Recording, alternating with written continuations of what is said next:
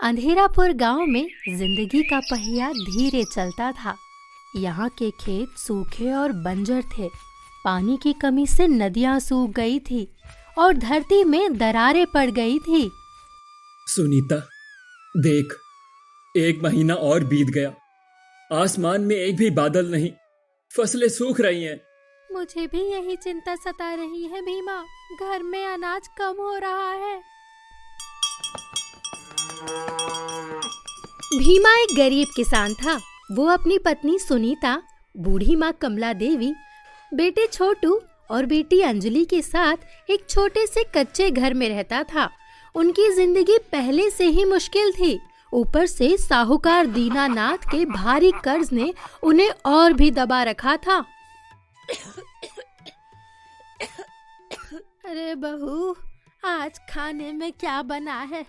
बहुत जोरों की भूख लग रही है।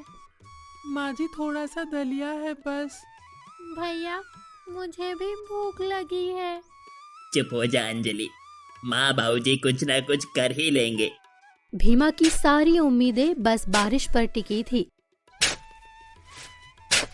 उसे लगता था कि एक अच्छी बारिश उसकी फसलों को बचा लेगी और उन्हें कर्ज से थोड़ी राहत मिलेगी। माँ जी, बस एक अच्छी बारिश हो जाए, मेरी सारी फसलें बच जाएंगी। फिर मैं दीनानाथ साहूकार का कर्ज भी उतार दूंगा। तू फिक्र मत कर, सब कुछ अच्छा ही होगा। कई दिन और रातें इसी उम्मीद में बीत गई कि बारिश होगी, पर आसमान साफ रहा। एक दिन साहूकार दीनानाथ भीमा के घर आता है।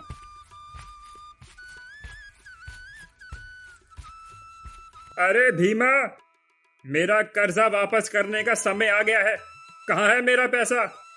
साहूकार जी, अभी तो कुछ नहीं है। खेत सूखे पड़े हैं, फसलें हुई नहीं, बस एक बारिश का इंतजार है। बारिश का इंतजार करेगा तो मेरा पैसा कब देगा? मुझे मेरा पैसा चाहिए, वरना अगले हफ्ते तक मैं तेरा घर नीलाम कर दूंगा। साहूकार जी, ऐसा मत करो, हम कहाँ जाएंगे? ये मेरी समस्या नहीं है, अब अगले हफ्ते मिलूंगा मैं। दीनानाथ वहां से चला जाता है और भीमा का परिवार एक बार फिर निराशा में डूब जाता है। उन्हें लगता है कि अब कोई रास्ता नहीं बचा।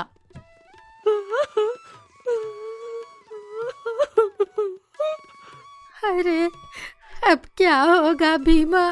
साहूकार तो हमें सड़क पर ले आएगा। पता नहीं माँ जी, कोई उम्मीद नहीं दिख रही।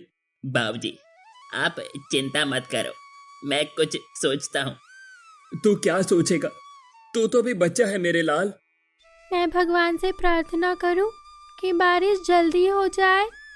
हर कोई बारिश के लिए प्रार्थना कर रहा था। तभी एक शाम आसमान में काले बादल छाने लगे। भैया देखो, बादल आ गया, अब तो बारिश होगी। बाबूजी, बारिश आने वाली है। हे भगवान, अब तो कृपा करो। कुछ ही देर में तेज हवाएं चलने लगी और फिर मूसलाधार बारिश शुरू हो गई। ये देखकर गांव वाले बहुत खुश हुए। देखो, बारिश आ गई, अब हमारी फसलें बच जाएंगी। भगवान ने सुन ली हमारी। बारिश बहुत तेज हो रही थी। रात भर मूसलाधार बारिश होती रही।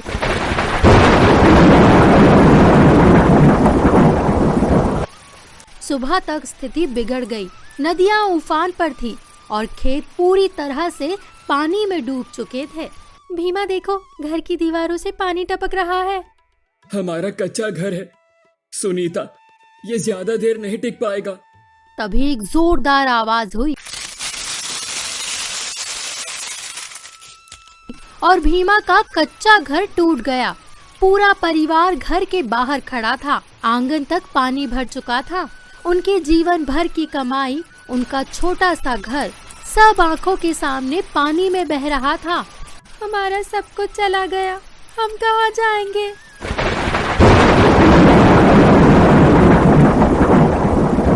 माँ, मुझे डर लग रहा है। पूरा गांव जल प्रलय की चपेट में आ चुका था। हर तरफ पानी ही पानी था।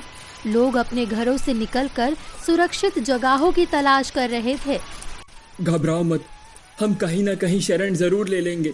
भीमा को याद आया कि उनके पड़ोसी रघु का घर पक्का बना था, शायद वहाँ जगह मिल जाए। चलो रघु के घर चलते हैं, उसका घर पक्का है। भीमा अपने परिवार को लेकर रघु के घर की ओर बढ़ा। रघु का घर थोड़ा ऊंचाई पर था और मजबूत भी था। वे जैसे तैसे वहाँ पहुँचे। अरे भीमा, तुम सब ठीक तो हो ना? आओ अंदर आओ। भीमा का परिवार रघु के घर में शरण लेता है। वहाँ पहले से ही कुछ और गांव वाले भी थे जिनके घर ढह गए थे। सब डरे हुए थे पर एक दूसरे का सहारा बन रहे थे। गांव में अब चारों तरफ सिर्फ पानी था और हर कोई इस भयानक बारिश के कहर से उबरने की कोशिश कर रहा था। इस त्रासदी की घड़ी में गांव के सरपंच ओमकार जी ने अपनी सूझबूझ और नेतृत्व क्षमता का परिचय दिया। वो खुद भीगी हुई हालत में गांव में घूम रहे थे, लोगों का हालचाल पूछ रहे थे। घबराओ मत मेरे गांव वालों, हमें एकजुट रहना होगा। ये वक्त हिम्मत हारने का नहीं, हम सब मिलकर इस मुसीबत का सामना करेंगे। सरपंच जी, सब कुछ बह गया, खाने को कुछ नहीं है। हम सब मिलकर खाने का इंतजाम करेंगे, जो जहाँ है वहीं सुरक्षित रहे। मैं मदद के लिए शहर से भी संपर्क कर रहा हूँ। सरपंच ओमकार जी के नेतृत्व में राहत कार्य शुरू हुए। गांव वाले जो बचे हुए थे एक दूसरे की मदद करने लगे। कोई बच्चों को सुरक्षित जगह पर ले जा रहा था तो कोई खाने की तलाश कर रहा था। हर चेहरा डरा हुआ था पर एक दूसरे के प्रति हमदर्दी और सहयोग की भावना साफ झलक रही थी। अंधेरापुर गांव में बाढ़ का पानी हर दिन बढ़ रहा था। भीमा का परिवार रघु के घर में सुरक्षित था पर चिंताएं उनका पीछा नहीं छोड़ रही थी। बेटा, पानी कब कम होगा? घर कब ठीक होगा? हमें वापस जाना है। माँ जी, अब कुछ कह नहीं सकते। सरपंच ओमकार जी लगे हुए हैं। बच्चों के लिए खाने की कमी हो रही है, कब तक रघु पर बोझ बनेंगे? भीमा का बेटा छोटू, जो अपनी उम्र से कहीं ज्यादा समझदार था, अपनी माँ और दादी की बातें सुन रहा था। माँ, मैं जानता हूँ, मैं भी गांव वालों की मदद करता हूँ। नहीं छोटू, बाहर बहुत खतरा है, पानी तेज है। माँ, मुझे पता है, लेकिन मुझे कुछ नहीं होगा, फिक्र मत कीजिए। छोटू चुपचाप रघु के घर से बाहर निकल गया। वो सावधानी से आगे बढ़ रहा था। वो गांव के उन हिस्सों की ओर गया जहां अभी भी कुछ दुकानें बची हुई थी या जहां अनाज के ढेर होने की संभावना थी। अपनी छोटी सी उम्र और सूझबूझ से उसने कुछ सूखे बिस्किट के पैकेट और थोड़ा सा अनाज जुटा लिया जो बाढ़ के पानी से बचा हुआ था। जब वो वापस लौट रहा था तभी उसने देखा। अरे वो बूढ़े किशन काका है ना? किशन काका गांव के सबसे बूढ़े व्यक्तियों में से एक बाढ़ के पानी में फंसे हुए थे। उनका घर ढह चुका था। वे नदी के पानी में डूब रहे थे। बचाओ, कोई है? काका, मैं आ रहा हूँ। छोटू अपनी जान जोखिम में डालकर किशन काका की ओर बढ़ा और उसने कई मुश्किलों के बाद किशन काका को बचा लिया। काका, आप ठीक तो है ना? हाँ बेटा, मैं ठीक हूँ, तूने मुझे बचा लिया। छोटू जब भोजन और किशन काका के साथ रघु के घर वापस आया तो सब हैरान रह गए। मेरे शेर बेटे, तूने तो कमाल कर दिया। मुझे तुझ पर गर्व है मेरे बेटे। उन्होंने तुरंत एक अस्थायी कैंप लगाया और बीमार व घायलों का इलाज करना शुरू कर दिया। घबराओ मत बेटा, सब ठीक हो जाएगा। यहाँ बहुत से लोग बीमार पड़ रहे हैं, हमें तेजी से काम करना होगा। तभी वहाँ पर सरपंच ओमकार जी आ जाते हैं। डॉक्टर साहिबा, आपका बहुत बहुत धन्यवाद। आपकी मदद से हमें बहुत राहत मिली है। इसी बीच शहर से एक मेडिकल टीम भी गांव में पहुंच गई थी जिसका नेतृत्व डॉक्टर अनुष्का कर रही थी। गांव में एक और महत्वपूर्ण व्यक्ति था, दीनू काका, जो गांव के सबसे अनुभवी मछुआरे थे। उन्हें नदी और पानी का गहरा ज्ञान था। सरपंच जी, नदी का पानी अभी भी बढ़ रहा है। मैंने ऐसा बहाव कभी नहीं देखा। ये खतरे की घंटी है। हमें लोगों को सुरक्षित जगह पर ले जाना होगा। क्या अभी भी बढ़ रहा है? ये तो बहुत बुरी खबर है। दीनू काका, हमें और सावधान रहना होगा। दीनू काका की चेतावनी उन्हें कई लोगों की जान बचाई, क्योंकि उनके कहने पर कुछ और परिवारों को ऊंचे स्थानों पर ले जाया जाता था। इस सब के बीच गांव का एक व्यक्ति ऐसा भी था जिसकी जिंदगी इस बाढ़ ने बदल दी। वो था राजू, जिसे सब गांव का शराबी कहकर ताने मारते थे। वो अक्सर शराब के नशे में धुत रहता था और किसी काम का नहीं समझा जाता था।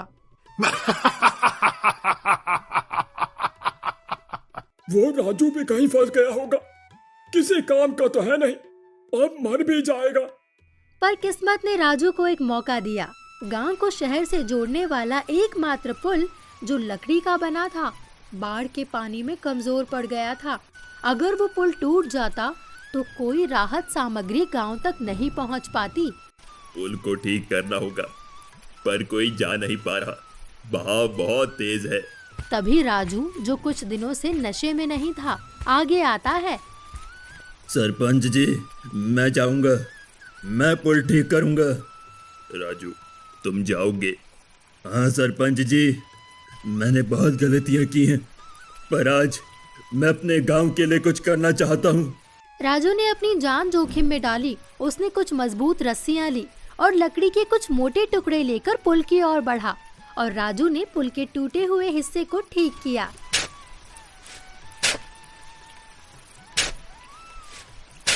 जिससे वह फिर से आने जाने के लिए सुरक्षित हो गया।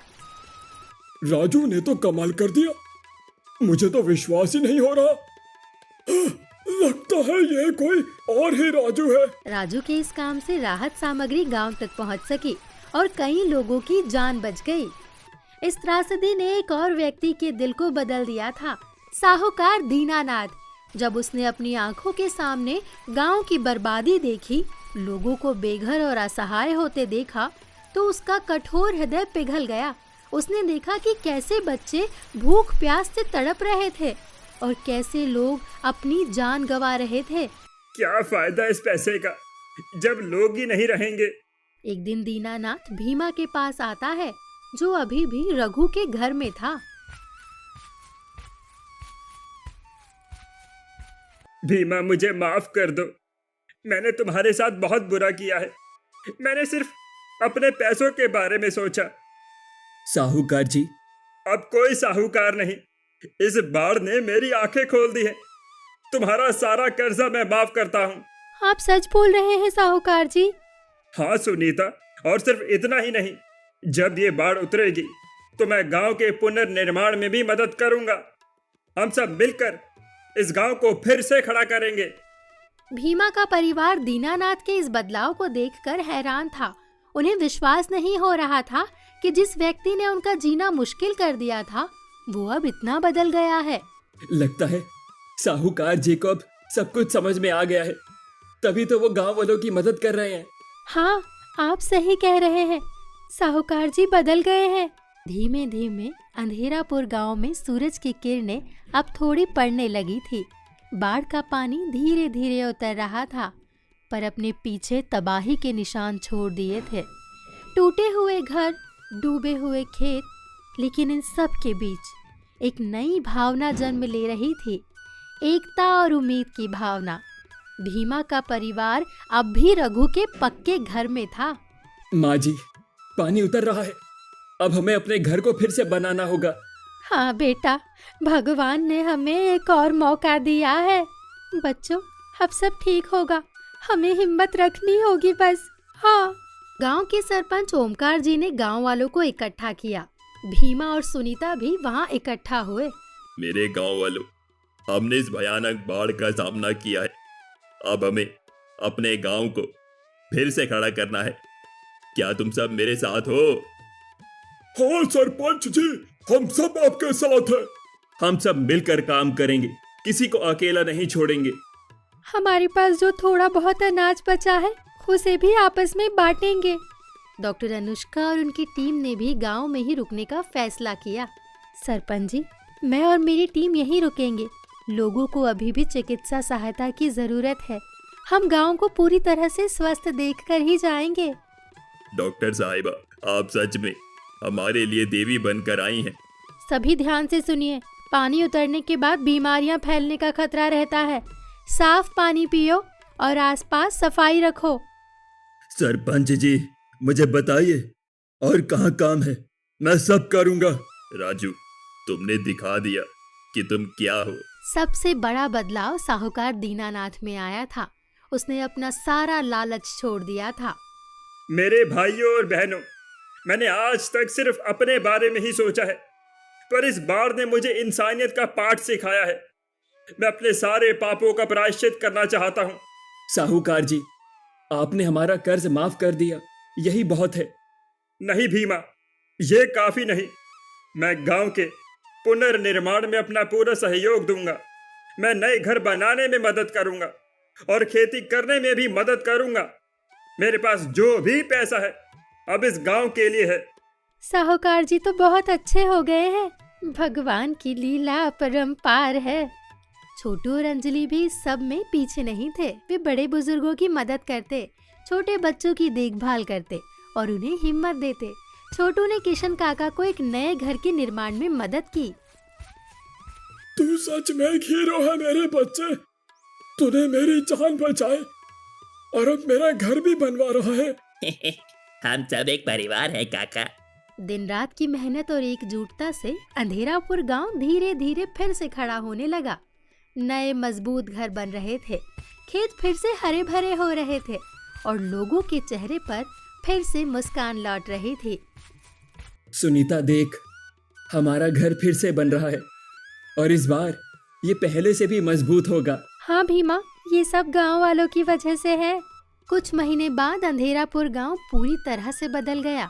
बाढ़ के निशान मिट चुके थे। गांव पहले से भी ज्यादा खूबसूरत बन गया था।